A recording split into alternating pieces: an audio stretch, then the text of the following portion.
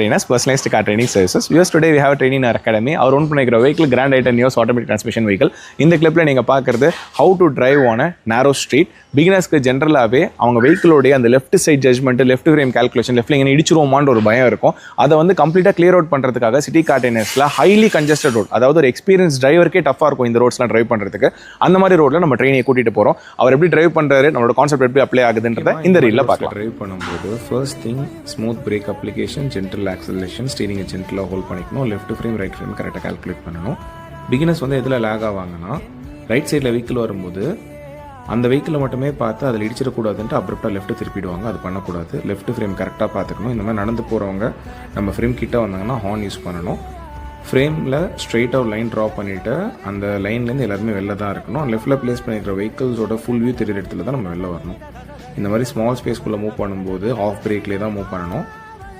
எந்த ஒரு கைடன்ஸுமே நம்ம வந்து எக்ஸ்டர்னல் கைடன்ஸை நம்ம பார்க்கக்கூடாது. இப்போ அந்த இடத்துல வந்து யாராவது நம்மளை கைட் பண்ணாங்கன்னா அவங்கள பார்க்காம நம்ம கரெக்டாக ஜட்ஜ் பண்ணிட்டு தான் மூவ் பண்ணணும். பிகாஸ் அவங்க வந்து ஒரு சைடாக இருந்துட்டு அந்த சைடு மட்டுமே பார்ப்பாங்க, இன்னொரு சைடு பார்க்க மாட்டாங்க. அண்ட் இந்த மாதிரி ரோட்டில் ட்ரைவ் பண்ணும்போது முக்கியமாக பேனிக் ஆகக்கூடாது. பின்னாடி யாரும் ஹார்ன் அடிக்கிறாங்க அப்படின்னா நம்ம எக்ஸஸ் ஆக்சலேஷன் கொடுத்துடக்கூடாது. பிரேக்குமே வந்து ரொம்பவே ஜென்டிலாக தான் டச் பண்ணிக்கணும். நம்மளோட மூவ்மெண்ட் ரொம்ப ஸ்மூத்தாக, ஸ்டடியாக, பேஷண்ட்டாக இருக்கணும். நம்ம ட்ரெயினிங்கிட்ட நான் சொல்லியிருக்கிறது, இந்த மாதிரி ரோட்ஸில் அவரோட ஸ்மைல் வந்து கொஞ்சம் கூட குறையக்கூடாது. கம்ப்ளீட்டாக அவருடைய ஃபோக்கஸ், கான்சன்ட்ரேஷன் ஆன் ரோட்டில் தான் இருக்கணும்னு சொல்லியிருக்கேன். இந்த கிளிப் பார்க்கும்போது உங்களுக்கு தெரிஞ்சிருக்கும், எக்ஸ்பீரியன்ஸ் டிரைவருக்கே நான் ஆல்ரெடி சொன்ன மாதிரி இது டஃப் தான்.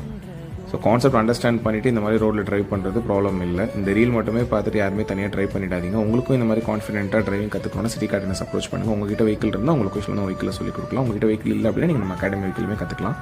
தேங்க்யூ.